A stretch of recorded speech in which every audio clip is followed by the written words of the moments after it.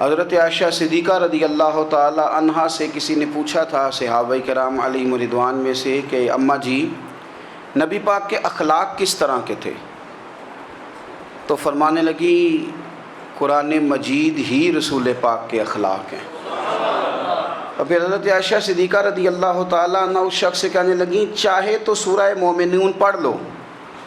تو انہوں نے یہ ابتدائی آیات سورہ مومنون کی جب تلاوت کی تو حضرت عائشہ فرمانے لگی یہی تو میرے نبی پاک کے اخلاق ہیں، اور یہی وہ آیات ہیں جن میں اللہ تبارک و تعالیٰ نے بندہ مومن سے تقاضا کیا ہے کہ اگر وہ جنت کا وارث بننا چاہتا ہے، جنت وہ جگہ ہے جہاں رسول کریم علیہ السلام کا قرب بھی ملے گا اور رب کریم کی زیارت بھی نصیب ہوگی، وہ مقام فلاح، وہ مقام کامیابی، وہ مقام جہاں اللہ تعالیٰ اپنے بندوں پر اپنی رضا نازل فرمائے گا، اس مقام کا نام مقام جنت ہے۔ تو اس سورہ مبارکہ کی ابتدائی آیات کے اندر اللہ تبارک و تعالیٰ نے ان صفات کا تذکرہ فرمایا ہے کہ اگر وہ صفات ہم اپنے اندر پیدا کرنے میں کامیاب ہو جائیں، معنی یہ ہے کہ ہمیں اللہ تبارک و تعالیٰ نے جنت کا وارث بنا دیا ہے۔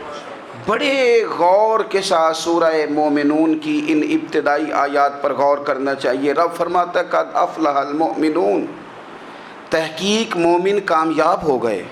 کون سے مومن؟ الذین ہم فی صلاتہم خاشعون، وہ جو اپنی نمازوں میں گڑ گڑانے والے ہیں، خشوع کے ساتھ، عاجزی کے ساتھ، انکساری کے ساتھ، ذوق کے ساتھ نماز پڑھنے والے ہیں۔ والذین ہم عن اللغو معرضون، اور وہ جو بیہودہ باتوں سے منہ پھیرنے والے ہیں، لغویات سے اپنا رخ پھیرنے والے سنجیدہ لوگ۔ پھر ارشاد فرمایا والذین ہم للزکاۃ فاعلون، جو زکوٰۃ دینے کا کام کرنے والے ہیں۔ پھر فرمایا والذین ہم لفروجہم حافظون، اور وہ لوگ جو اپنی شرمگاہ کی حفاظت کرنے والے، اپنی شرمگاہ کی حفاظت کرنے والے۔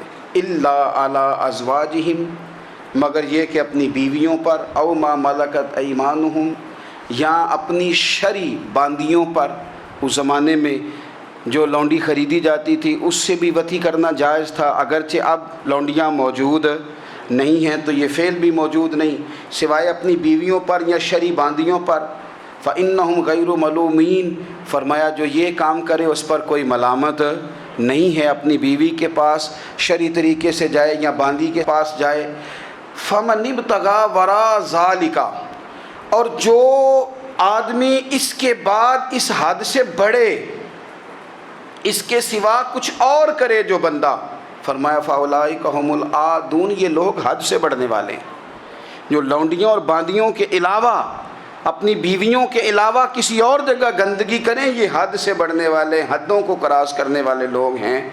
پھر ارشاد فرمایا والذین هم لاماناتہم وعہدہم راعون، اور وہ جو اپنی امانتوں اور اپنے وعدوں کی رعایت کرتے ہیں، امانتیں ادا کرتے ہیں، وعدے پورے کرتے ہیں۔ اور وہ لوگ جو اپنی نمازوں کی حفاظت کرنے والے ہیں، جن میں یہ خوبیاں آ گئیں۔ میرا رب فرماتا ہے نماز میں خشوع خضوع حاصل ہو گیا، فضولیات سے بچ گئے، زکوٰۃ ادا کرنے والے بن گئے، شرمگاہ کی حفاظت کرنے والے بن گئے، امانتیں عہد پورے کرنے والے بن گئے، اپنی نمازوں کے محافظ ہو گئے۔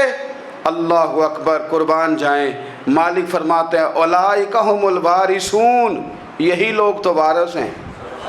یا اللہ کس چیز کے؟ فرمایا الذین یرثون الفردوس، یہ لوگ جنت کے وارث ہیں، یہ جنت کے وارث ہیں یہ لوگ۔ ہم فیہا خالدون، اور فردوس سے، جنت سے نکالے نہیں جائیں گے، ہمیشہ ہی جنت میں رہیں گے۔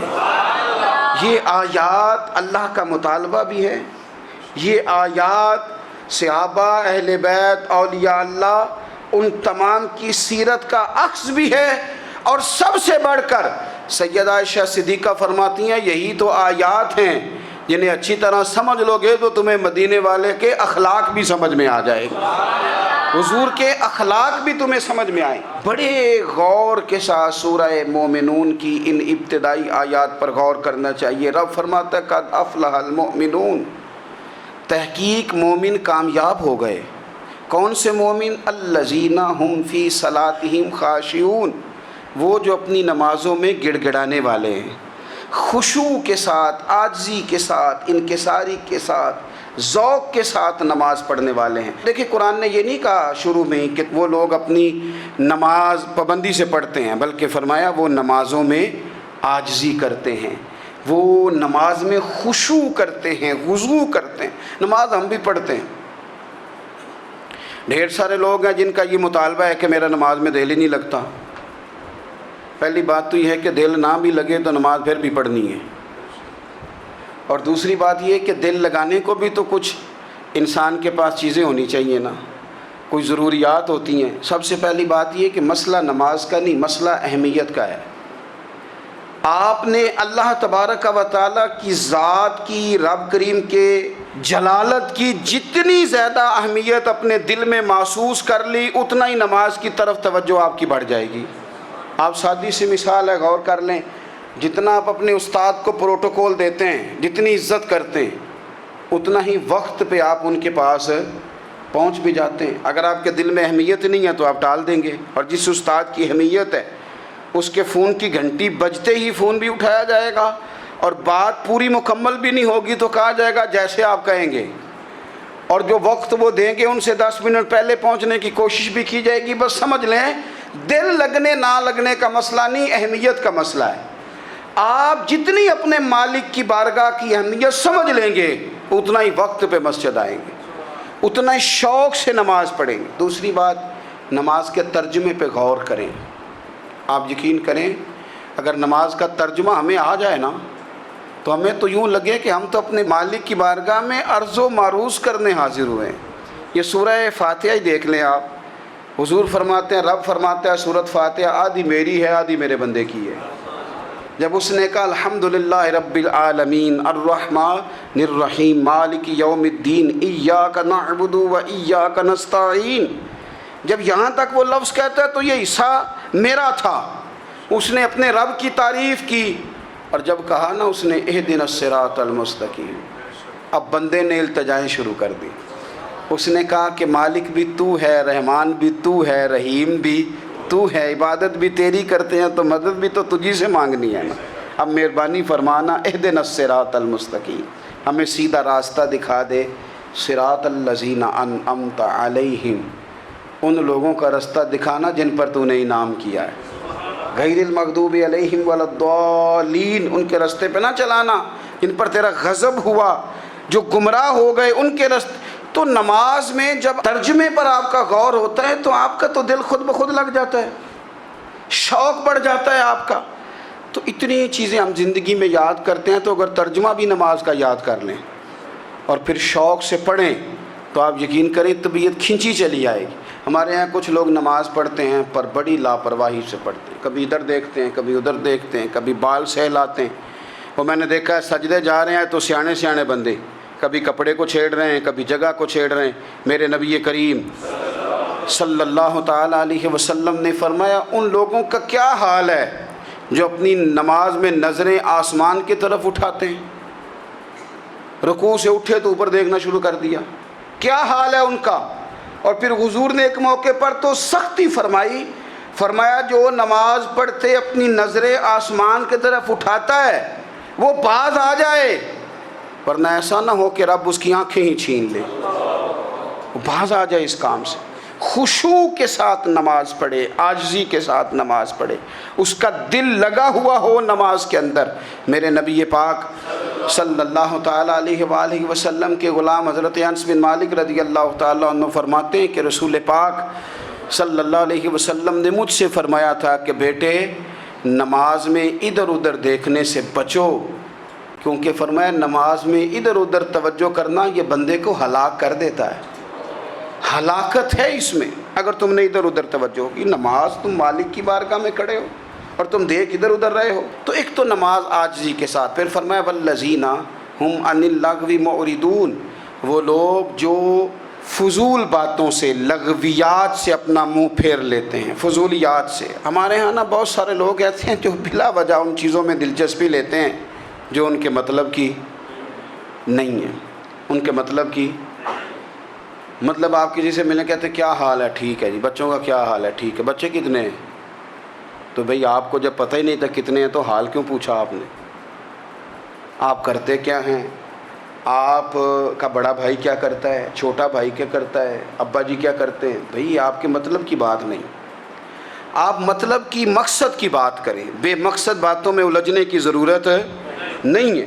دیکھیں، اپنا ادارہ میں چلاتا ہوں، اپنا گھر آپ چلاتے ہیں، اپنی ڈیوٹی آپ کرتے ہیں، آپ کو زیادہ بہتر پتہ ہے کہ آپ اپنا گھر کیسے چلا رہے ہیں، مجھے زیادہ بہتر پتہ ہے کہ میں مدرسہ مسجد، مجھے زیادہ بہتر پتہ ہے اس کے اندر کون سی اصطلاح کس طرح کرنی ہے، یہ مجھ سے زیادہ بہتر کوئی بندہ جانتا نہیں۔ اب ہم کیا کرتے ہیں، جب ہم دوسرے کے کام میں مداخلت کرتے ہیں تو دو نقصان ہوتے ہیں، ایک تو اس کے ساتھ ہمارا رائے کا اختلاف ہو جاتا ہے، اور دوسرا ہمارے اپنے بہت سارے کام رہ جاتے ہیں، کیونکہ ہماری توجہ ہی دوسرے کی جانب تھی، اپنے بڑے سارے کام رہ جاتے ہیں۔ اس لیے بہت ساری ایسی چیزیں ہیں جن میں بلا وجہ کوئی مقصد نہیں۔ ہم پرانے لوگوں سے باتیں سنا کرتے تھے، ہمارے بزرگ کہا کرتے تھے جڑے پنڈ جانا نہیں، جڑے پنڈ جانا نہیں اودہ راہ پوچھنے دی کی لو۔ لغویات میں نہ الجھے، فضولیات میں نہ الجھے، یعنی ٹو میں رہنا، ٹو میں۔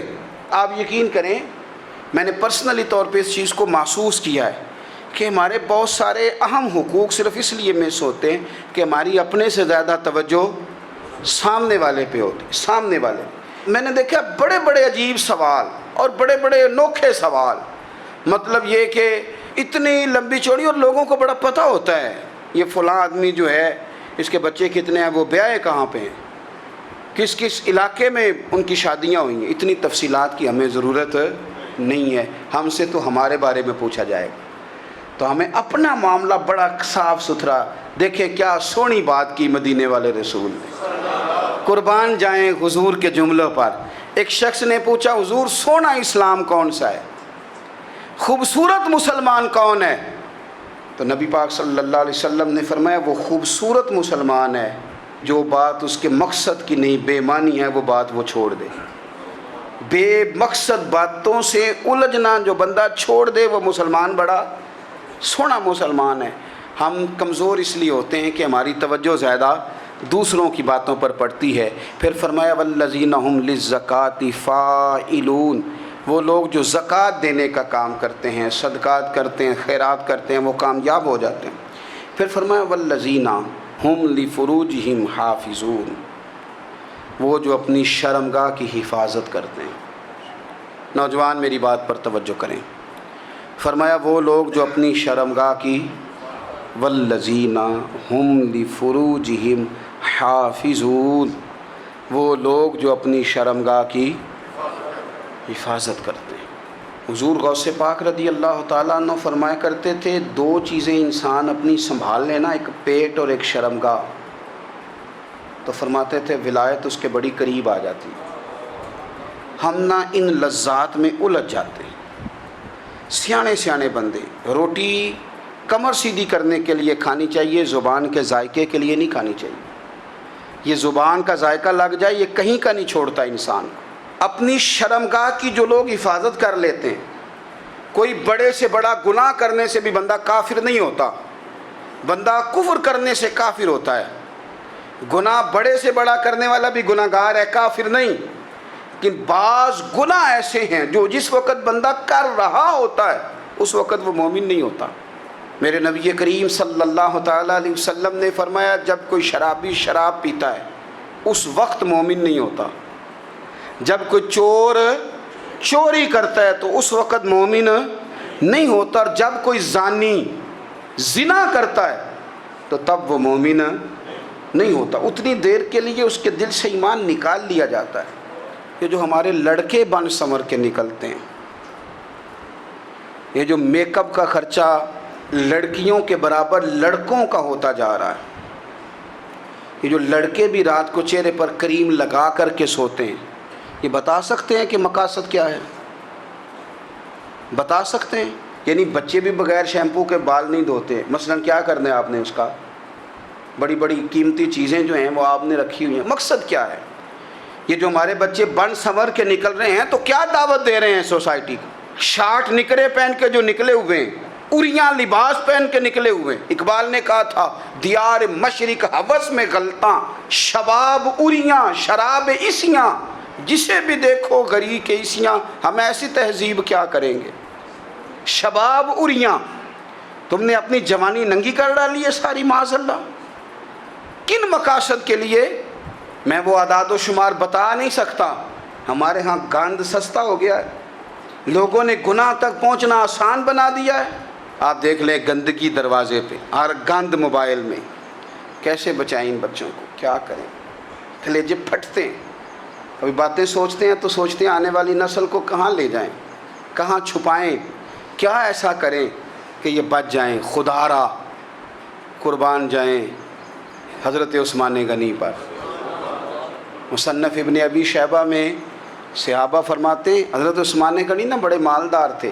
مال آتا ہے تو لوگ عیاش نہیں ہو جاتے، مال آتا ہے تو لوگوں کی خواہشات بہت بڑھ نہیں جاتی. بڑے مالدار تھے، مالدار بھی تھے اور سونے بھی بڑے تھے. حضرت اسامہ بن زید کہتے ہیں میں نے زندگی میں اتنا سونا بندہ نہیں دیکھا جتنے حضرت عثمان غنی خوبصورت تھے. پیسہ بھی حسن بھی. لیکن فرماتے ہیں کہ حضرت عثمان غنی سب سے بڑھ کر اپنی شرمگاہ کی حفاظت کرنے والے اور سب سے بڑھ کر صلہ رحمی کرنے والے، رشتہ داروں سے اچھا سلوک کرنے والے، حیا والے، شرم والے، پاکیزگی والے. آپ کا ذہن ہے، آپ صبح اٹھتے ہی ذہن بنا لیں کہ میں نے آج اتنا سبق پڑھنا ہے، آج اتنی تفسیر دیکھنی ہے، اتنی عبادت کرنی ہے، فلانی نعت میں نے دیکھنی ہے، فلاں خیر کا کام کرنا ہے، فلاں آدمی کے ساتھ نیکی کرنی ہے. صبح ذہن بنا لیں، آپ کا ذہن وہی کام کرنے لگے گا. لیکن اگر صبح اٹھتے ہی ذہن میں گندگی ہے، رات کو سوتے ہی معاذ اللہ ذہن میں وسوسے ہیں، تو پھر سارا دن وہی چکی چلے گی، وہی انداز رہے گا. تھوڑا سا آپ کو اس کی نگرانی کرنی ہے. تھوڑا سا فحاشی عریانی یہ تیزی سے پھیل رہی ہے، تیزی سے گندگی لوگ کشید کر کے لاتے ہیں. اور حیا کا مطلب صرف اتنا ہی نہیں ہے آپ زنا اور بدکاری سے بچیں، آپ اپنی زبان کو بھی حیا والا بنائیں. کوئی کچا کمزور جملہ، گندی بات، گالی کبھی بھی زبان پہ نہ آئے. آپ کا انداز حیا والا ہو. بے باک ہو جانا، بے باک بولنا، میں باریکی سے اس بات کو سمجھتا ہوں اور میں آپ کو بہت ساری بزرگوں کے ارشادات کا نچوڑ عرض کرنے لگا ہوں. آپ اپنا ذہن صاف کر لیں، آپ کے بہت سارے کام ویسے ہی صحیح ہو جائیں گے. کیونکہ ہمارے دین کے اندر زیادہ اجر نیتوں اور ارادوں پہ ملتا ہے. آپ کے جو اندر کی پاکیزگی ہے وہ بہت سارا فضل لاتی ہے اللہ کا. اور اگر دل ہی نہ پاک ہو، ذہن ہی نہ پاک ہو، تو وہ خیر کی چیزیں کس طرح کر کے داخل ہوں گی؟ اپنی شرمگاہ کی قربان جائیں. نوجوانوں ذرا غور کرنا. میرے نبی کریم صلی اللہ تعالیٰ علیہ وسلم کے بارے میں حضرت عائشہ صدیقہ فرماتی ہیں کہ عرب کی کنواری لڑکیاں بڑی حیا والی ہوتی تھیں، لیکن اللہ کے پیارے رسول صلی اللہ علیہ وسلم عرب کی کنواری لڑکیوں سے بھی بڑھ کر حیا والے تھے. یہ ہمارے بچے مذاق میں ہمیں کئی دفعہ کہتے ہیں شادی کرا دو، شوگل میں کہہ دیتے، ابا کو کہہ دیتے، ابا کو نہیں منہ پہ آگے کہہ دیتے ہیں، کہتے ہیں یہ بڑا بھائی مصیبت بن گیا، یہ ہٹے گا تمہاری باری آئے گی. آپ کچھ ایسی باتیں کر رہے ہیں، کچھ ایسے انداز آپ اختیار کر رہے ہیں جو وزادار لوگ کرتے نہیں. شرم و حیا سے وہ چیزیں ڈھل جاتی ہیں جو باتیں ہمارے بچوں کی زبانوں پر بے باکی کے ساتھ آنے لگی ہیں. اور میں آپ کو ایک عقلی بات عرض کرتا ہوں، آپ اپنی زبان سے جو جملے خود ادا کرتے ہیں وہ جملے آپ کے دل پر بھی اثر کرتے ہیں. اگر آپ غلط بات بار بار کریں گے تو آپ کا دل بھی غلط بات کی طرف مائل ہو جائے گا. آپ 10 بار 15 بار 20 بار کوئی خیر کی بات کریں، خیر کی، تو آپ دیکھیں گے آپ کا دل بھی خیر کی طرف مائل ہو جائے گا.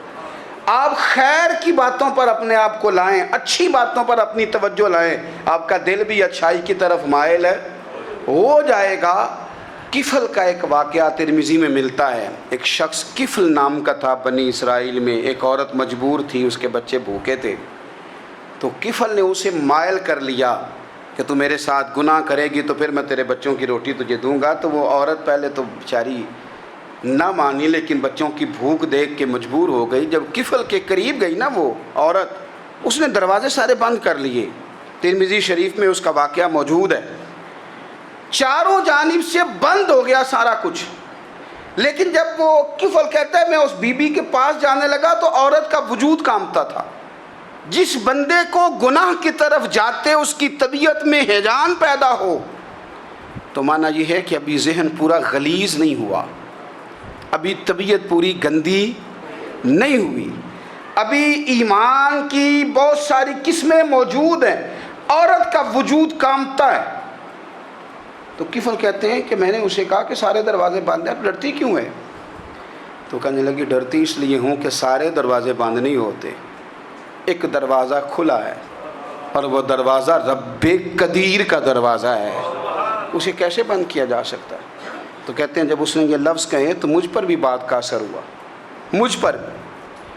تو میں نے کہا کہ اگر تو عورت ہو کہ رب سے اتنا ڈرتی ہے تو مجھے تو اس نے مرد بنایا ہے, تو مرد تو ہوتا ہی وہ ہے جو اپنے آپ پر کنٹرول کر سکے. تو اب نہ معاملہ آگے جائے گا, اب یہاں بات رکے گی نہیں, جا میں تجھے آزاد کرتا ہوں.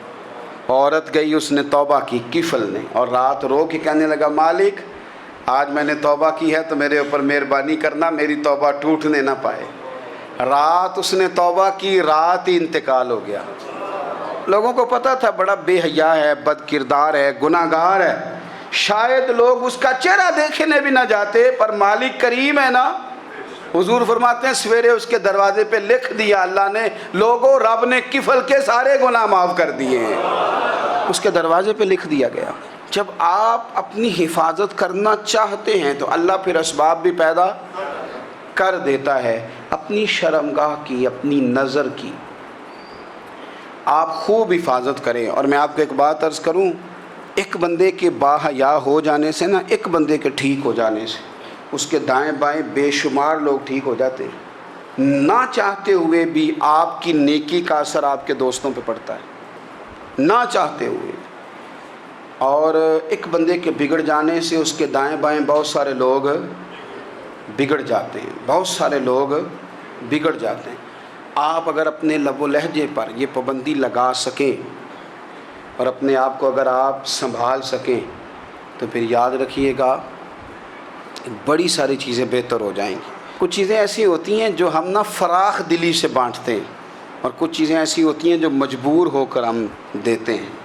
کئی دفعہ ایسا ہوتا ہے کہ سامنے والا کچھ زیادہ تکلیف میں ہوتا ہے اور ہمارے پاس بھی وسعت نہیں ہوتی, لیکن زیادہ اجر اسی بندے کو ملتا ہے جو تھوڑی تکلیف برداشت کرے اور سامنے والے کی تکلیف کو دور کرے.